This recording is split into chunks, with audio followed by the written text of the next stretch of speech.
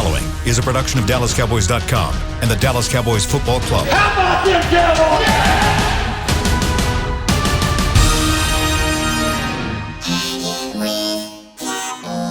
Blowing out of the backfield, exploding down the sideline. This is Hangin' with the Boys, presented by Wingstop, where flavor gets its wings. Now, your hosts, Nate Newton, Kurt Daniels, Jesse Holley, and Shannon Gross. Monday, 11:30. You're looking live at Tostitos Championship Plaza outside Ford Center at the Star in Frisco, where it is 91 degrees. It feels like 96. The high today is just a cool hell. 100 degrees. It's just hell. And the low tonight is 77. Think about that. Like at night, when they're supposed to cool down, it's still 80 degrees. 6 p.m. 7 p.m. it's supposed to be 96 degrees. Ooh. It doesn't get below relief. It doesn't get below 90 until 10 o'clock, man. There's no relief. Well, we hope you tuned in today because right before we went on the air, we found out this is the last show ever. Oh, no. Hope not. We're all going to go back to our day jobs. Just kidding. It's the last show until we get back from training camp with this crew. Don't know if we'll have a version of this show at training camp or not, so stay tuned when we roll out the programming. But for all intents and purposes, this will be the last time we're together until, August or September? Probably be late Preseason August. games? Late August. Yeah, they come back for that third preseason game. I would assume we'd be back in business then. Late August. And if you've never seen this before, I don't know if we talked about this on the show or not. Oh, is that we're going out? That's how we going out, baby. Crack 2 coldies. This is canned water. If you've never seen canned water before, I've never seen it until I worked here, but I don't like it that much. I don't either. Apparently, it's part of just the weird. supply chain shortage of plastic. It's weird. But Kurt, good seeing you. Did you have a good weekend? I did. Yeah? Relaxing, fun weekend with some friends. It was a great time. Did you drink some Miller Lights? I did. I drank probably too many. Did you? Good for you. Good for you. Jesse, did you have a good weekend? I did. Yeah? Lay low. I didn't. I went to church yesterday and didn't leave the house after that. Yeah. Those are sometimes the best weekends. You just ain't got it's nothing so to do. hot, though. It's like I know. stupid hot. So hot. What about you? Good weekend. Got some sun. Went a little pool action. Went to the pool yesterday. So, I got a little too much sun on my back and my forehead, but got a little color. Got a little color. Not as pasty as I was, but yeah, it was good. Good, relaxing. Not too much going on this weekend. So, and then Nate will be here a little bit later. He let us know that he got stopped at the border on the way back to another trip. So, again, as we talk about on the show all the time, last week, what day was that? Monday? Tuesday. Tuesday at 10:30 p.m. Was it Tennessee? What was that? No, that was like 2 weeks ago. He went to Memphis. This past week he was back in He's Mexico. back in Mexico. Yeah. Around Allison, Texas oil field. Wow. That was at 10:30 p.m. on Tuesday night. So He said the Border Patrol people were getting to know him. yeah. So there you go. So That's a good thing or not. Yeah. I don't know either. I don't know if that's a good thing or not, right? Yeah. So anyway, well, let's get into it. Where do you want to take this, Kurt? We'll wait for Nate on that part. But minicamp starts this week, right? It does. Jesse, are they different between minicamps and OTAs? Obviously, one's voluntary and then one's mandatory. Is it a different intensity?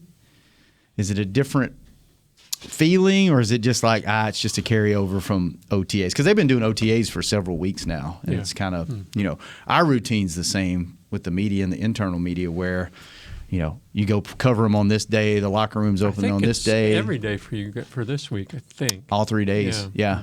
Tomorrow, Wednesday, and Thursday we have access. So that's really the only difference for us. This is the last kind of ramp up before you go on your little break and report for training camp. So your veteran guys will try to get their last little bit of, in before you dip out. But I mean, for the most part, it's all about learning the system. Nothing really changes in the sense of tempo or technique. It's all this is about learning. Like all this is about how can we, for those that know it, get refreshed. For those who are learning it, getting as many reps as they possibly can. And for those that are evaluating it, being able to see those guys that you drafted, that you signed on early contracts, that are returning guys, injured guys. And now you can sit and set the table for what are we going to look at going into training camp, right? What is our first team, second team, third team going to look like? In that time period, are there other free agents that we thought about before the draft, and we saw OTAs, we saw minicamp, and now we probably need to bring that veteran guy in? That was one of the questions I had. Is this a time where they need to make some decisions now as far as depth and things like that? Yes. They do. And this is the time that you can do it, right? You can, because you want to get those guys into training camp and try to get them acclimated to your system as soon as possible. And I think we talked about this before. For me, in certain positions, adding veteran leadership or adding a veteran player that's not going to be demanding of a bulk of minutes and not be a serious distraction, these are the moments in time that you do so. I think this team could, just from the receiver perspective, I think this team could use a veteran receiver. Right. What kind of receiver? A route runner. Like a You don't has want to like be a an route Odell runner. Beckham who would No. take the spotlight and all that. just That's a distraction. A role player that's like, this is what we're bringing you in for. This is what we need you to do. Just a good, solid. Like, to me, I thought the perfect guy they should have brought in, and they didn't. He ended up going back home. But, like, I would have loved a Jarvis Landry to be in that room. I just think that's the kind of guy who is about the hard work, about practicing, about getting better. And now you can take guys, because even though CD is considered a veteran around here, he's still young at the position. Yeah. He's still real And young he's at the position. New to number one. And he's now being new to number one. And now you have you got Tober coming in. I just thought Jarvis Landry was a guy who could play for you and still give you extremely effective numbers. Yeah. But also, he's the kind of guy that's going to who relishes in taking a young guy underneath his wing and saying, "Let me show you what it's like to be a number one." CeeDee Lamb, but also Tolbert, let me show you what it's like to be a professional receiver. And as well as, still coaching up guys like James Washington and still coaching up guys like Michael Gallup. Because who was the guy, like Dez was the star when you were here. Who was that veteran guy that was kind of the backbone or the leader? So for me, I had Patrick Creighton. Okay. So I had a guy like Patrick Creighton who was the guy who didn't require but got a ton of minutes, right? Mm-hmm. But knew everything and took me underneath the wing. There was a guy like Miles Austin who went through the ranks of being an undrafted guy, special teams guy, hurt guy, getting back, finding his way, and then being a prominent number one. So he was one that went through all of the stages. Then it was Roy Williams, who can only tell you really about going from being a man to being a man. Yeah. You know what I'm saying? So you watch certain things, but I had guys like... I thought he might be more of a distraction. Who? Roy Williams. It became a distraction. Yeah. Like it became an issue between he and Romo and Garrett and all that kind of situation. But for me, it was guys like Sam Hurd, Patrick Creighton, Miles Austin, who were there to just give you all of the nuances of what the position required. On and off the field, in the classroom, on the practice field. So bringing in a guy like Jarvis Landry to me would have been perfect. Yeah. I want to talk about fights. Ooh. All right. It's not on our run sheet, No. but we had a fight last week. Did you see it? I did not. Yeah. I just don't read know if about it I don't know if it happened on the day media was here. on Twitter. I can't remember what day it was. I think it was media because there were some pictures of him walking off the field. And I guess the report was that Ridgeway and Josh Ball got into it. There's a couple big fellas there. Big guys. Yeah. And there's two different things I want to talk about. One, I want to pull the curtain back a little bit and tell you about a very awkward moment that I didn't know which way what was going to happen. And Jesse can jump in here. And for people that don't know, like fights happen all the time at practice, right? Guys it was hot as hell last week. Yeah. I think this was on Thursday that this happened. Would have been, yeah. Hot as hell, and I'm practicing in the heat, and things got chippy, and things happened. Well, we had our internal media days Thursday and Friday, where we get a lot of our in-house content for different things. And we had a room set up where we were getting our content, and then we had like a holding room where the guys would walk into there and wait and then go into the next room. And we had John Ridgway, which is what I want to get into after this part. Yeah. He was in there talking to us. He was waiting his turn to go into the other room. And we were just, it gives us time to get in front of the guys, get some FaceTime with them, ask them what they like. Hey, do you play video games? What games are you into? You got any pets? What do you drive? Just things like that while they're waiting. And just being around the guys helps us out a lot during the season because we get that relationship with them. And he's sitting there, and then around the corner comes Josh Ball and Let's Go into the same little holding area. And I'm like, oh, this is – and I tell you what, man, Let's Go's a big freaking guy. 6'8" or 6'8", yeah. I mean, Ball's a big dude. Yeah, Let's Go's bigger than him. Too.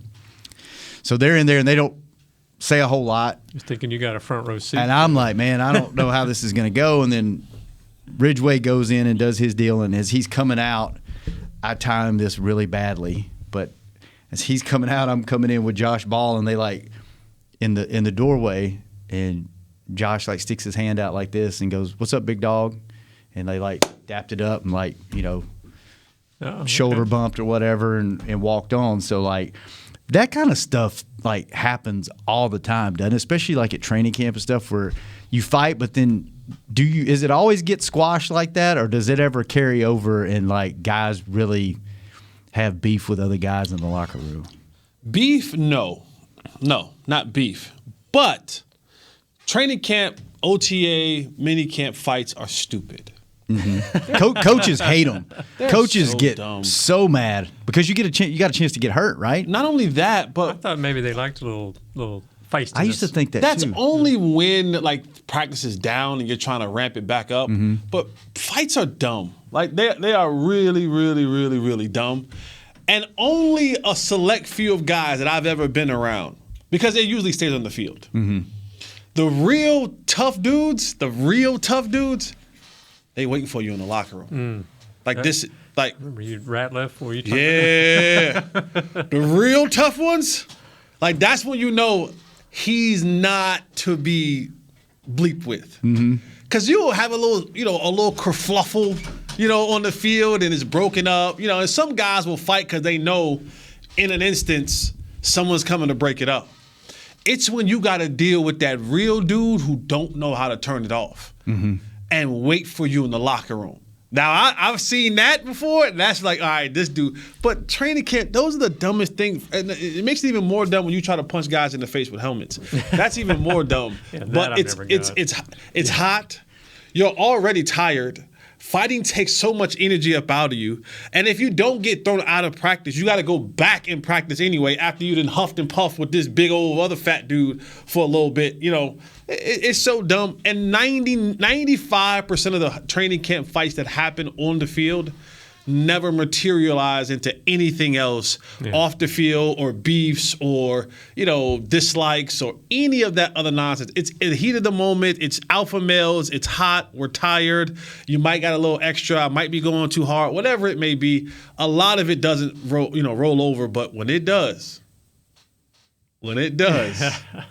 that's some good stuff to see. Front row seat. That's some good stuff to see right there. Welcome to the show, Hey, Nate. Nate. Hey, man, good to see you guys. Border man. Patrol finally let you go. No, I went to Florida this week. I had a family reunion. Wait a minute. You went both then, right? Yeah, I went to Mexico last week, then I went to Florida. Oh, so the picture Friday. you sent us at 10:30 was you heading to Florida? Yeah, the other night. 10:30 at night? Yeah. You were leaving Mexico headed to Florida? No, I was leaving here headed to Florida. So you weren't in Mexico last week. I was in Mexico last week. So you were going to Florida this week. Yeah, I went to Florida. Went to a little man. Monday reunion for the Newton family. How was that? It was great, man. Just we trying to open up some doors. We got a lot of relatives that have passed, and with their kids, and everybody, hey, what's up, cuz? I'm like, well, how? So we got together and started, because we had one lady walk in there late, talking about she our cousin. I knew her since elementary. Like, you wasn't then, I don't think you now. So, she's taking pictures of a whole lot of personal stuff. I'm going to do a background check on her. Yeah. We were talking about when you walked in about fights. Oh, I understood right away. Yeah. And we were talking about, Yeah. Did Did you ever have one? Yeah. Nah, no. I never, because I was one of those guys that wasn't going to turn it off because I would get tired quick, and I would just tell all my guys. I had guys where we'll block them and they'll shove me and almost knock me down, and I'll stop and say, hey, you won. And they're looking at me crazy. And I just told them one day in the locker room, I said, fellas, let me tell y'all something. Talking to the defensive lineman? Yeah, anybody. It didn't matter. I said, brother, we out here trying to get through this training camp. And back then we had training camp. Yeah. So it's hot. Y'all know I'm out of shape. I said, now if we start fighting, I'm asking you, don't take your gear off when you get in that locker room, because that's where the fight going to start. It ain't going to be out there. I'm going to let you, so if you want to shove me, that's fine. I'll walk away. But if you hit me again, when we go in the locker room now, don't take your gear off because I'm coming straight at you. He's one of them dudes he's talking about. See? Yeah, see, so, a couple of them push me, and I'm like, hey, you won. And I walk away, they're like, what's wrong with him? He's like, don't do that. Yeah. You won. But going back to that, we talked about this around draft time where they got pushed around the last few times they were in the playoffs, right? And they wanted a certain kind of guy. 5 years, 6 years? Yeah, they wanted a certain kind of guy in here. They wanted a nasty guy. And you may not like it from a coach and a player perspective, but you kind of like it from Draymond Green, baby. I would think if it's a little nastiness, if it's right? Ridgeway and Ball going at it, the coaches are like, yeah, okay, let's see what they got. If it's Ridgeway trying to muscle up on Martin, well, then you got another story. One, he's probably not that stupid, but two, the coaches do not want to see their, starters. In practice is practice. Like I say, a shove is a split second. Going at it is 2-3 seconds at the most. You trying to move somebody. And if I'm dominating you, that's just making me make the team. Right. You see what I'm saying? Once it's over, the whistle blow. Okay, if Martin don't feel like practicing, he a veteran know, hey, man, not today. This dude's too rough. Not today. Right. You know what I'm saying? But if he stay in there, it is what it is. Coaches ain't quick to break up fights unless it gets stupid. Because 9 times out of 10, it's going to be 1 or 2 blows, and you got a lot of staring and cussing and talking about each other. Yeah. Like I say, sometimes you'll get 2 guys that won't stop, but after they break them up and they go over there, get their water, be like, yo, man, you good? I'm good, and it passes away. Yeah. I can't wait to see what happens with these. You got supposed to be tough guys? Well, no, these 2 joint practices that you're going to have in Denver and LA. Ain't we going to Denver? And LA. And LA? Denver's 2 days, right? One of them is 2-day practice. I think so. I think I heard that. The thing that... Yeah, that was on the email we said that we shouldn't share with the public. The Rams are... The Rams... Dude, my heart just dropped. The Rams love that. The Rams love... Are you being serious? Man, let's talk, man. Let's talk. The Rams love the fact that they love away practices. They love those type practices. The Rams do? Yeah, they do that every year. They don't mind coming a day or 2 early practicing against the team. It's better to practice against other people. You can get a higher tempo if your players understand what you're doing, because they know they're not playing in preseason games. So the coach already saying, hey, man, give me what you got against these guys. And once guys see that your tempo is a little different, most time they raise their level of deal. When they came to us last year and we had that 1 day of practice, that thing was popping, because that's what the Rams do. Your old team, the Patriots, used to love to do that. Mm-hmm. Oh, yeah, we'll come in a day early. Y'all can come out here, because it gives you a true chance. If the players understand, it's like, I don't know this dude. This dude don't know me. It's talent on talent. It ain't about no scheming. Ain't nobody trying to scheme. It's trying to see, can you beat me and I can beat you. So, yeah, man. All right, let's take our first break. When we come Just back. Had y'all nervous and quiet and scared. When we come back. I'm going to check his email right now. I'm checking that email. We will talk about a lot more and a lot less. That we can go out to the public. Hanging with the boys. We'll be right back. Hey, Cowboys fans, ready to spice up your next watch party? Bring Yo Quiero guacamole and be the game day hero. Yo Quiero means I want. And we know you want great, fresh-tasting, ready-to-serve guacamole for your home gating and tailgating events. Made with real avocados and the perfect blend of spices, it will be the star of any party. You can find us at your local Albertsons or Tom Thumb in the deli section. If you can't find it, talk to your store manager and tell them, yo quiero guacamole. Brace yourself for an existential question. Has your butt been having enough fun lately? Have you been treating it well? Has it been going places? If not, then it's about time you start using SeatGeek. SeatGeek is the best way to get your butt tickets to live events. Just ask the thousands of other butts who have rated it the #1 ticketing app. So what are you waiting for? Download the app now or visit SeatGeek.com to get tickets to sports, concerts, and live events and make your butt happy. SeatGeek. Get your seat in a seat. It's game day. You know what that means. First, kebab prep. Steak, pepper, onion, steak, pepper, onion. Next, a counterclockwise lap around the room. Now the lucky grease-stained jersey goes on. And lastly, the dance. You know the one. This is a game day ritual no matter where you are. Whether you're traveling to the game or watching from your favorite vacation spot, book a place to stay on Hotels.com and keep the tradition alive and well. Hotels.com, proud partner of the Dallas Cowboys. At AT&T, everyone, new and existing customers, get our best deals on every smartphone. Why? Because you deserve it. For turning your living room into your office and your gym. For teaching grandma how to video call and teaching her again. It's the button on your left, Nana. Okay, your other left. It's not complicated. Everyone deserves something new. So AT&T is giving everyone, new and existing customers, our best deals with every unlimited plan on every smartphone, even the latest ones. AT&T may temporarily slow data speeds if the network is busy. Restrictions and exceptions may apply.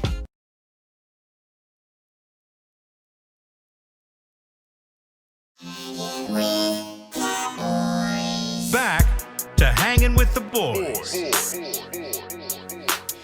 Welcome back to the show where we are proudly sponsored by Wingstop, where flavor gets its wings. Oh, I thought with Deja Blue, man, that seemed like that's the only thing we get these days. Yeah, man, these cans of water, so weird. Let me tell you about what's going on up here on Saturday. This is such a cool event.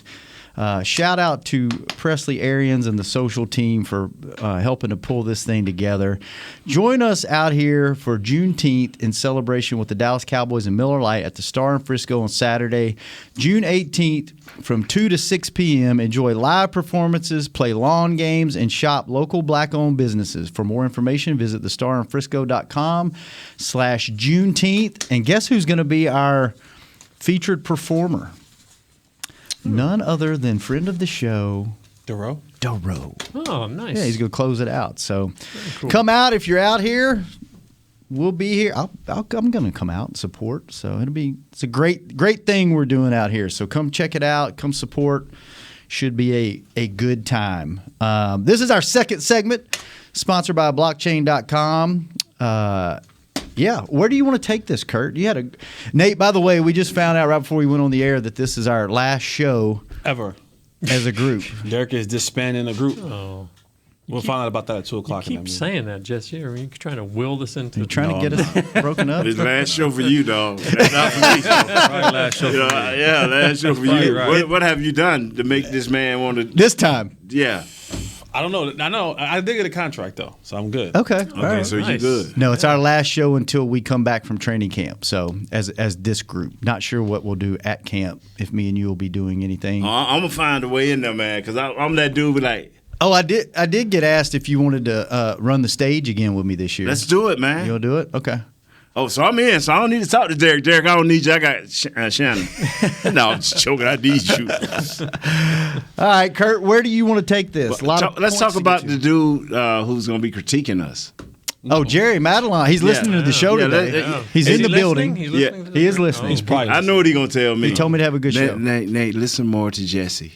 He's going to tell Jesse to quit talking so much. No, he's going to say, talk like Jesse. Talk like Stanback. And I'm like, nah, my boy. My boy. I almost said something else about no, my. I almost said no, my.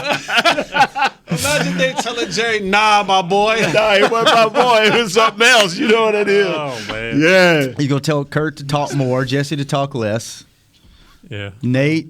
That's not the dynamics of the show. Though. It's we not. need these guys to talk more.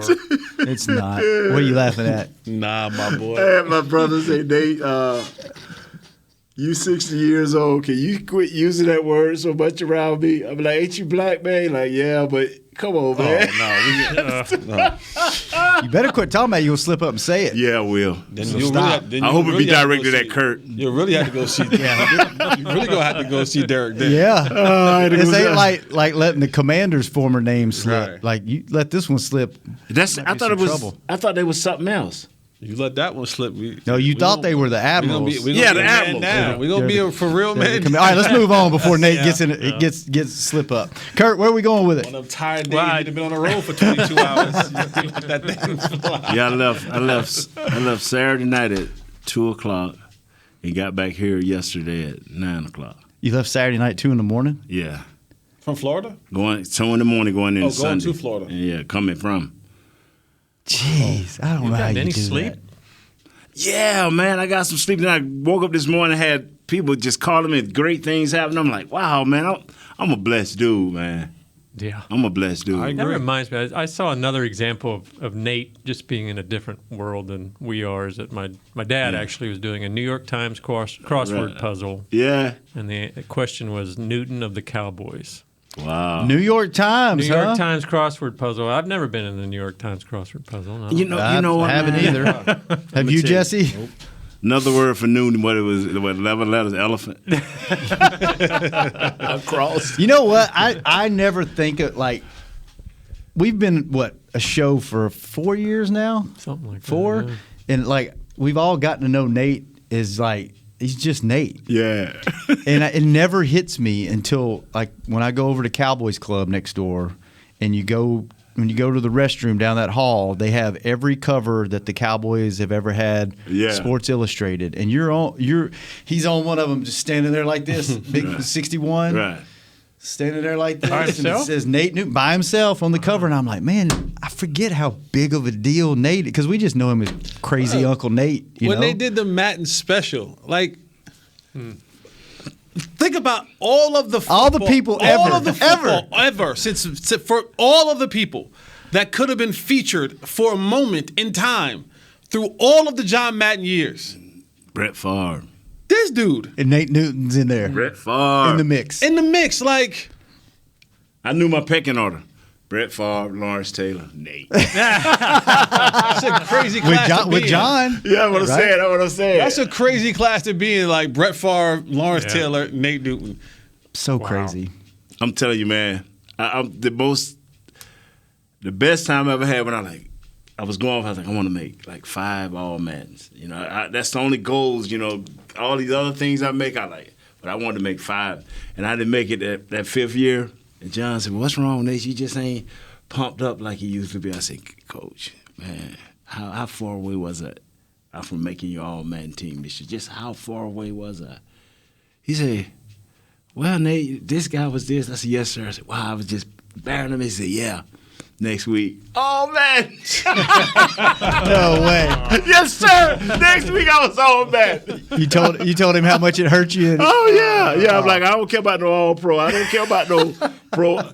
Because I'm telling you, Jess, goals. Those things in life that man can give us. You know, the wars, and all that, but not a relationship. Mm-hmm. You know, not me and Cole Madden is the man. Mm. He probably in heaven talking to God like, God, now you need to line up like this and get the fellas right. You know what I'm saying? Kurt, where are we going?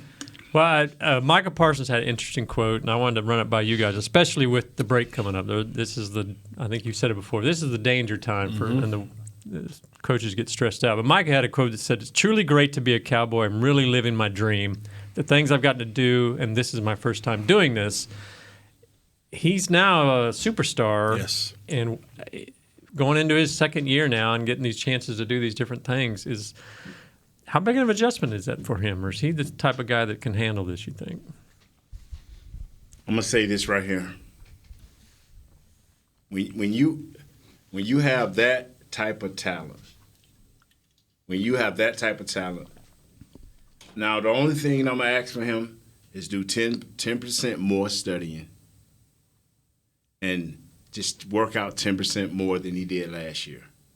Just to keep moving forward? Yeah, just to keep moving, because when you have that type of ability. It's something about your mind. If you're a great studier and you do 10% more, you're 100% ahead of everybody else. And if you have that type of athletic ability and you work out 10% more than you did last year, you was already ahead of everybody. How far more did that put you ahead of everybody?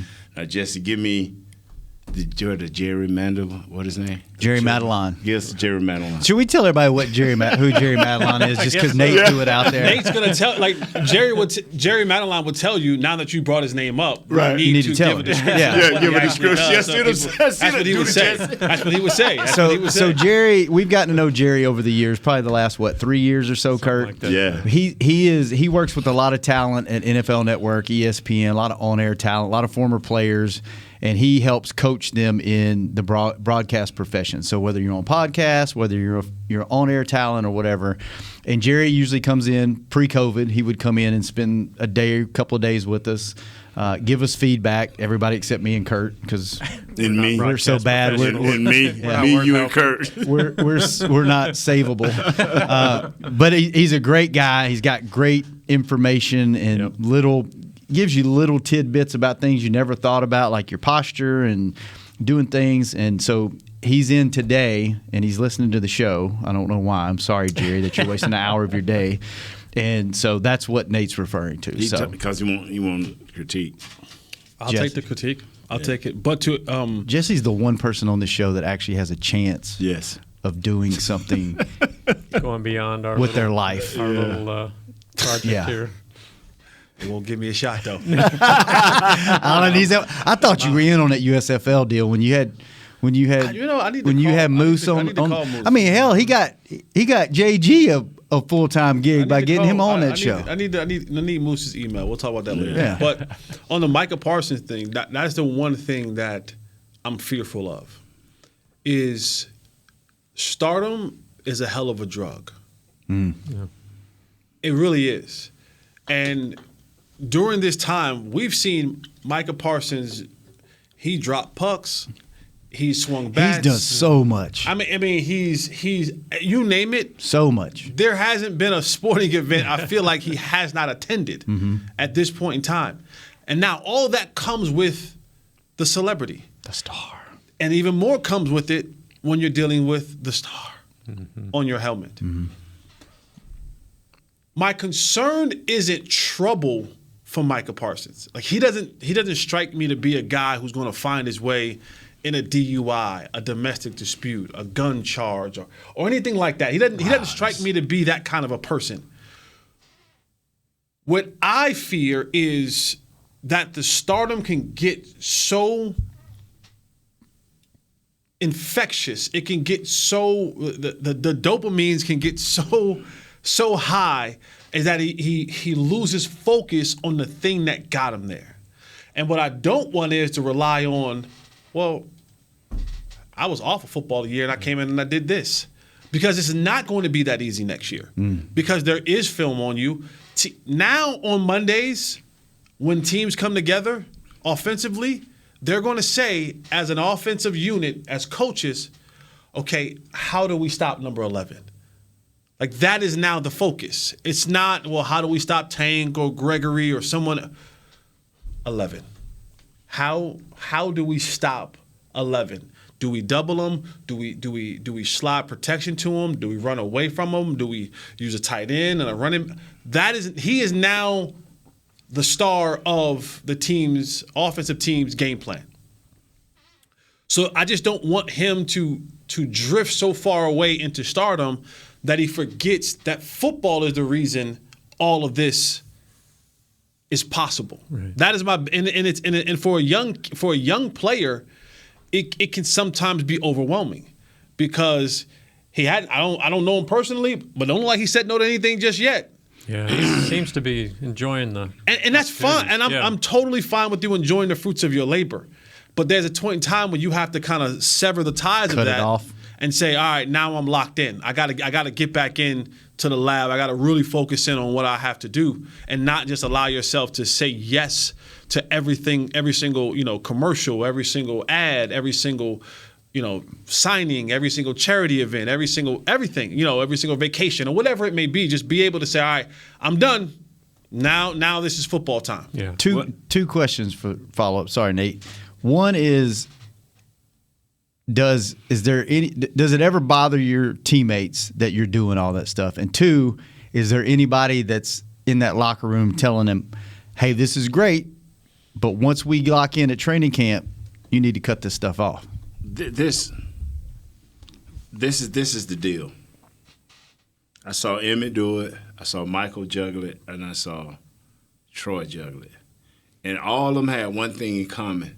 And as long as he's doing it in this order, I take care of football first and all else. Because Mike, them early in their careers, was doing the same thing. I'm like, how are they juggling all this?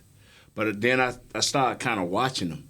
You know, Emmett would come in sometimes as early as 4 o'clock in the morning and get his workout in. Troy would be varied during the day depending on what he had to do.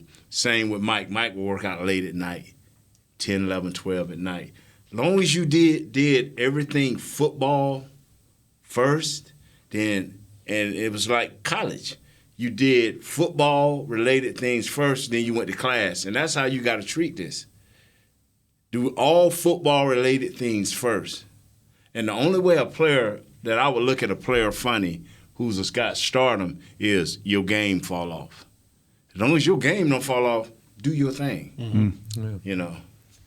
Kind of a follow-up, or did you get all your questions answered there? Yeah, that okay. was all right. it. Kind of a follow-up to that was McCarthy, they asked him kind of about it, and he said there's more to a second-year jump than just stats.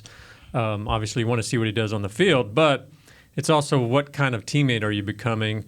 Are you making others around you better? I mean, is that a key thing for Parsons? Does he have to kind of take more of that leadership role, even though he's a second-year player? Does he have to do more off the field for his teammates? Let me say real quick.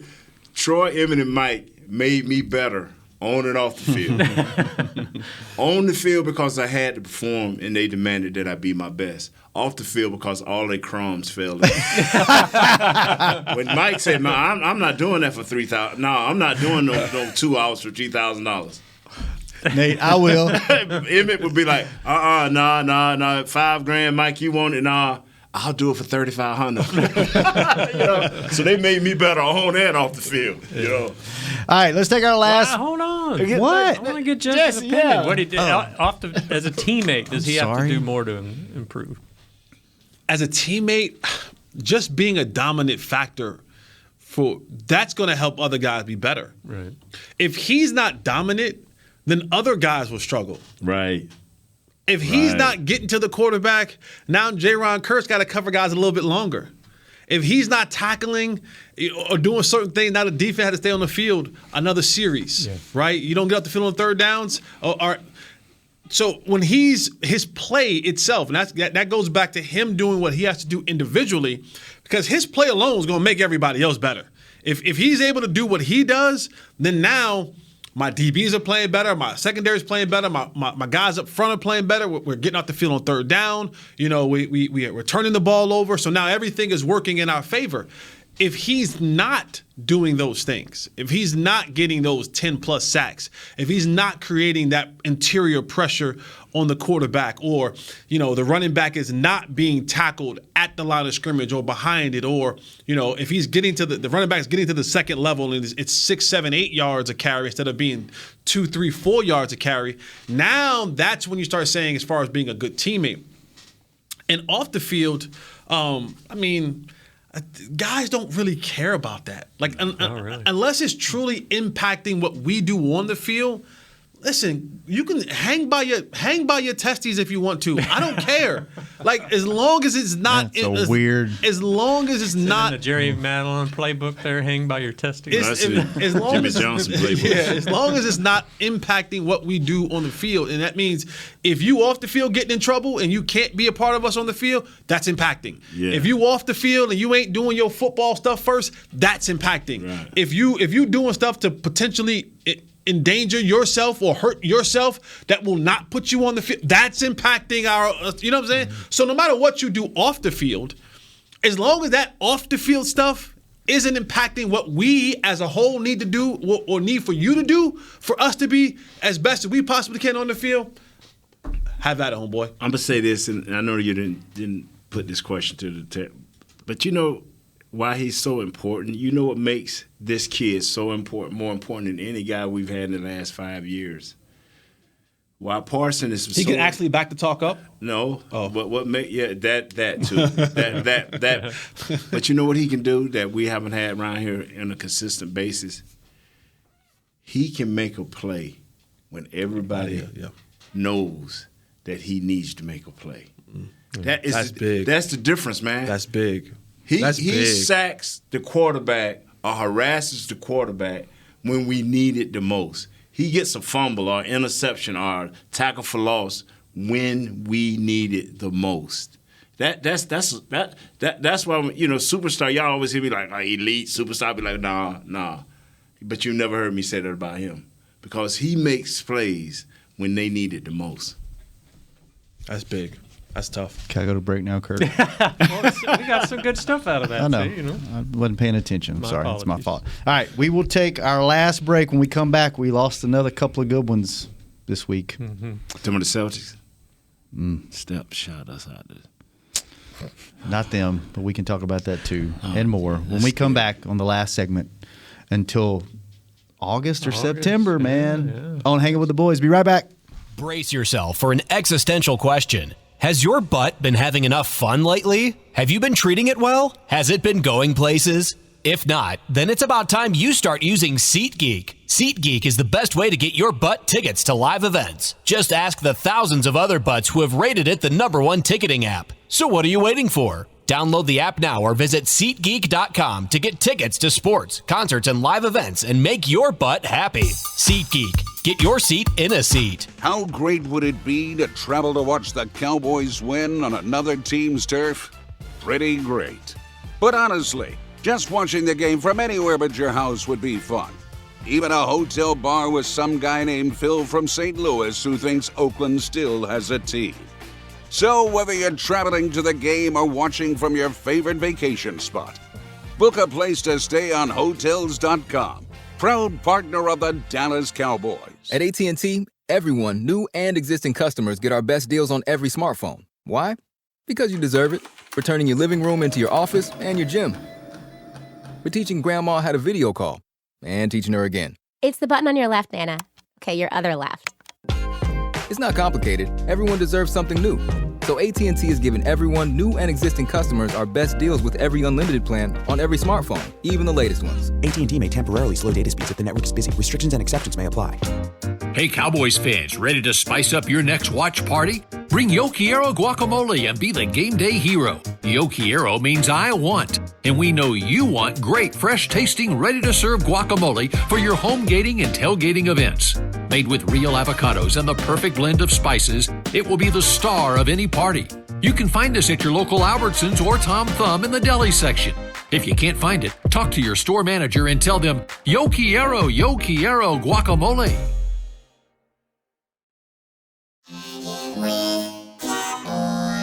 Back to Hanging with the Boys. Welcome back to the show, the most searched podcast on YouTube on the Dallas Cowboys Podcast Network. Shannon Gross, Jesse Holly, Nate Newton, and Kurt Daniels. And we have a special call-in guest that just was blowing the phone up. And him and Jesse have been talking on Twitter lately. And our good buddy Muhammad, from wherever Muhammad's from, is on the phone. Kuwait. It's 130 in Kuwait. Oh, my goodness. Jesse, take it away. Next week is 130. Oh, next week is 130. Right. Y'all must got some super good weathermen or ladies. How do you... Muhammad, Mo, what's up, brother? How are you, man? Yeah, fine. I got a trivia question. What's the one thing that Shannon does as a host to his co-host that qualifies this show for the Guinness World Book of Records? Ooh, that's a great question. What does he do? You got me, brother. Think about it. I'll tell you later.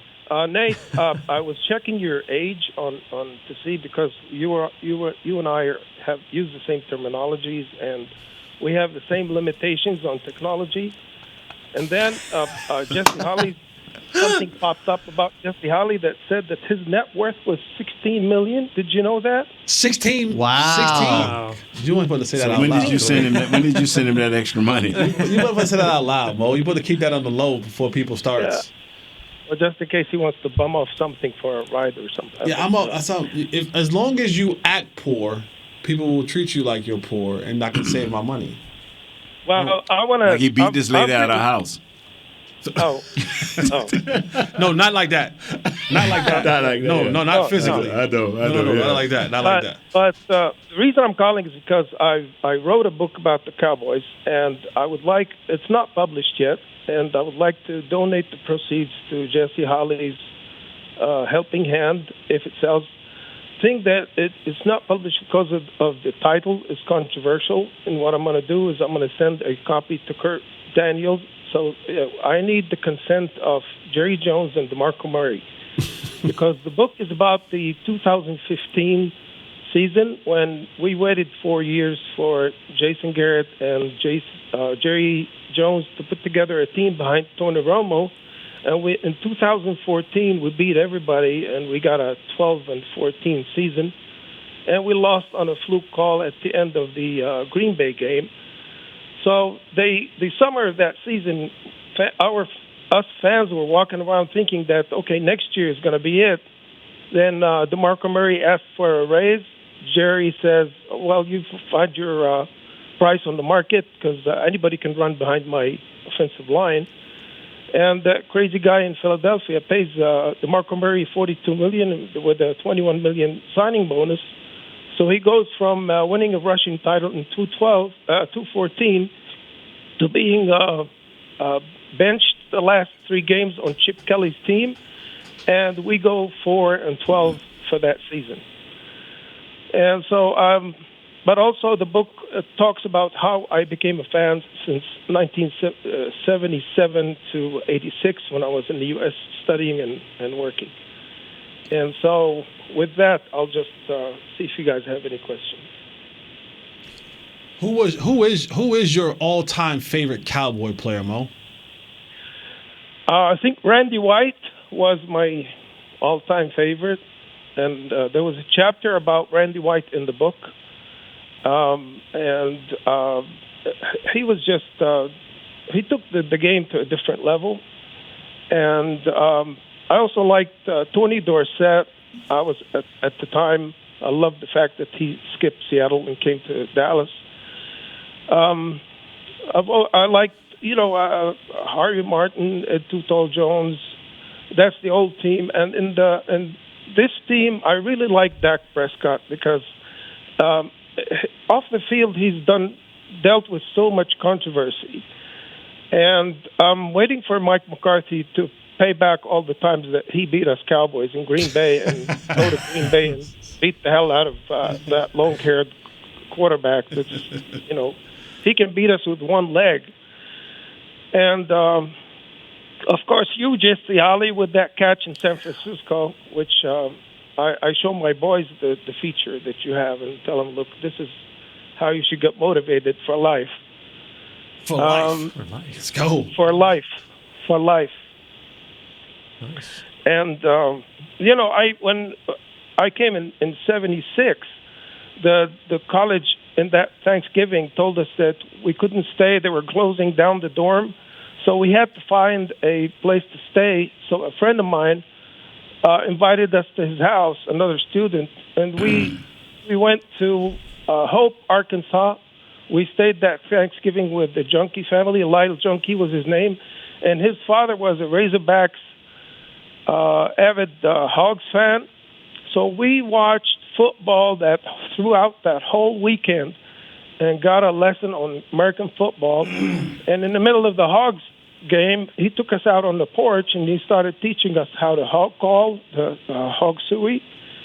There we were, two boys from two camel boys from the deserts of Kuwait, wondering if it was religiously acceptable to call hogs since we didn't eat pork. All right, Mo, go ahead. Yeah, 77 season comes on, and it's they win the Super Bowl, and it's love from that day on. That's awesome. was a great story. All right, Mo, get that book to Kurt. Kurt will do, Kurt will do all your edits. He'll do your edits, and we'll work on it for free. Cowboys. And he'll get approval from DeMarco and Mr. Jones. I won't guarantee that. We'll work on a better title to get that thing published, man. But we appreciate your support, man, all the way from Kuwait all year long. You are one of our favorites, man, and we thank you for your support. We thank you for always tuning in. We thank you for broadcasting us all the way out there, man. And even though today is our last show, man, you're going to be with us throughout this off season, and when we get back in August. Yeah. Yep. Appreciate you listening, Mo. Appreciate you, Mo. Sir. Thank you, guys. And it's what's the answer? Using the word stop. What's the answer to the trivia question? He uses the word stop more than any other host on earth, any other podcast. So stop. I didn't realize I say stop that much. Well, thanks, Mo. Go back and count how many times he uses the word stop when he wants to stop you guys, taking a punch at him. I'm going to get... Oh, yeah. Okay. Yeah, when Jesse starts talking about my mom, yes, I say stop he a lot. He even said that once to his mom. His mom got on him on one call, and he started telling his Just mom to stop. You're right, Mo. You're right. Never got over that little baby problem. You're not baby. Stop it. See, there you go. Stop it. You're right. You're right, Mo. You got it. Hey, appreciate you calling in, Mo. Thank you. All right, before we get out of here, man, it's been a tough 2022 around here. It has. You know, we lost Miss Marilyn. Yes, a couple of months ago. Yep. Dan Devins, that I don't even know if we talked about Dan on the show, but was with the Dallas Cowboys cheerleaders for years and years. Was really active with the military branches and helped with the USO tours and things. We lost him earlier this year. We lost Marion Barber. Was that last week? Week before last. And then we lost a couple of people close to the organization. One was Don Perkins. We'll talk about him in a second. The other was Miss Jeanette, and she was our receptionist at Valley Ranch. We lost her over the weekend. Was our receptionist at Valley Ranch, moved over to the Star when we opened up here. Always had a bright smile on her face, was always just the nicest person. Wonderful lady. Beautiful lady, just the friendliest person ever. She was a gatekeeper now. She was. Yeah, she you was. didn't get by her. If you ever called and called the front desk, she was the one when you would ask to speak to Jerry Jones after a loss. She would send you to Jerry's voicemail.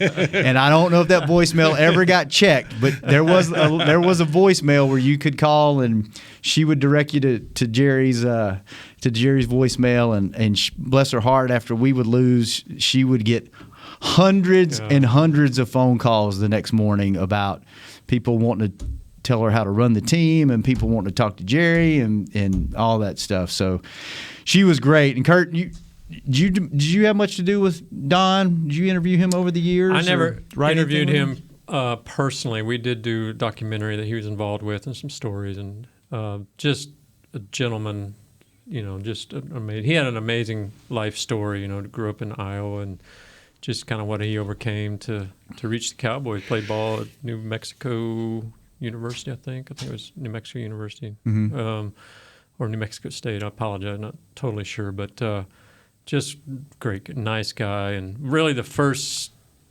Cowboys star running back. Back in the day, still fourth all time, I think, in the franchise history for rushing yards, and really cool story with him. And he's been battling some illness for a while, so. Rest in peace to him. But he's really, really great guy. We've lost Rayfield Wright, Ralph Neely. Yep. I think there's been a couple more names slip my mind, but yeah, it's been a rough 22 so far. Cowboys Nation. Well, rest in peace, Miss Jeanette and Don Perkins. Yeah, rest in peace. That's a project for you right there, man. What's that? You want something for your social media? Go unearth those voicemails. Oh, yeah. Go unearth those voicemails. Ooh, talk about not over suitable the years. for the air. Yeah. Unearth those voicemails. We might have to transcribe those instead of playing them. Yeah. Wow. You hear this right here the most. If I had your money, I would. I bet a lot of them would start like that. I'm telling you, man. I have to hear that wherever you go. You hear it a couple of times too. I'm broke. You know what I'm saying? by fans saying they could help us win if they had Jerry's money. Yep. They screwed up. Well, Kurt, are you going on any vacations or anything? What are you doing before the season kicks off? Yeah, hoping to get away. It's kind of family vacation, maybe up to Chicago or something like that. A family up there. So get out of this heat. Yeah, for a little bit. Get somewhere a little cooler for a while. Yeah, Jesse, you doing anything up until the season? Broke. Yeah, 16 mil. I mean, supposedly you're 16 mil. How? I think the question for Nate is: are you not? Where are you not going? Yeah, are you not Where going? Are you not anywhere? I'm going. Okay, I got 3 weeks in a row. I was talking about you the other day at the barbershop because I was like, I said Nate's pension got to be great. I said it has to be great. I looked at my pension. I said mine's going to be pretty decent when I get to that age. I said Nate's has to be fantastic because this is the only dude I know that is. We're in the major. I've never seen gas to this pay high. off stuff is the key. I've never seen gas this high before. Yeah, me either. In my lifetime. And Nate's driving everywhere. Everywhere. He's not like like it's to go from South Dallas to come up here to do a show. Like that's like almost a quarter tank of gas. Nate's not going from like McKinney to Fort Worth. Florida. I saw Nate's going to Florida, Mexico, Memphis, Mississippi, Louisiana. I saw a meme today. Y'all probably saw it. It's a gas pump. It's just laying on the ground and it says for $6 a gallon you can hang it up yourself. I would tell you, man. Yeah, I got What you got the next 3 weeks? I got the Hall of Fame. This Atlanta, but I'm flying there. They paying for that.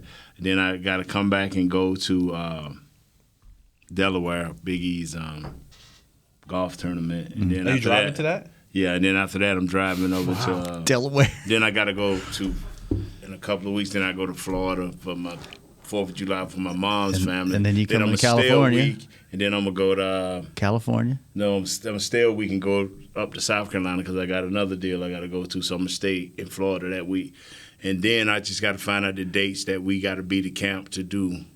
All right, I'll and find then I'm out. driving there, and Jesse, you ain't going with me. So I'm not asking to go. Don't sit on the porch. You ain't going with me. I'm not. 21 hours to Delaware. 21 hours. Wow. Man's an animal. From Dallas to Delaware. He's a 21 machine. hours and 40 minutes. He's a machine. Well, I leave on a Friday night, and I probably stop somewhere. The gas don't bother me.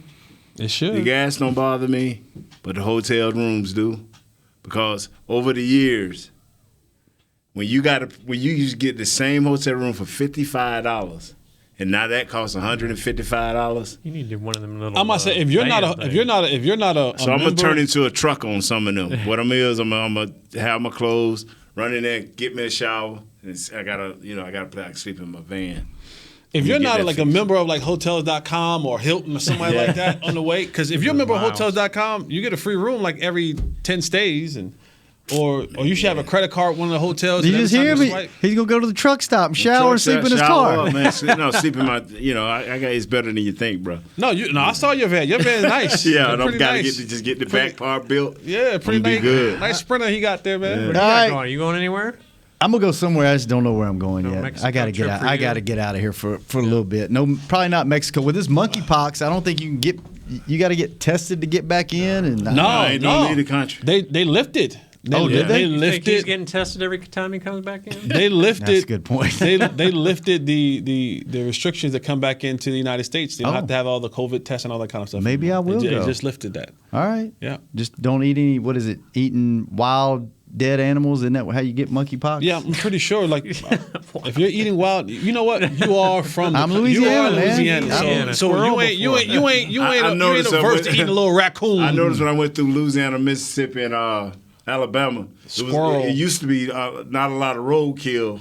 There was a lot of roadkill, so I guess everybody like no, backing off of it. They're not taking it home. All right, Kurt. Yes, sir. Good seeing you, Jesse. Thanks for bringing it, Nate. Man. Thanks y'all, for man. bringing Thank it. y'all. Jazz, Sorry thanks to for be keeping late. us on the Sorry. air, Brother Will. Jazz. Thanks for keeping the live streams up. We will be back with all of you. I'm gonna go talk to Jerry.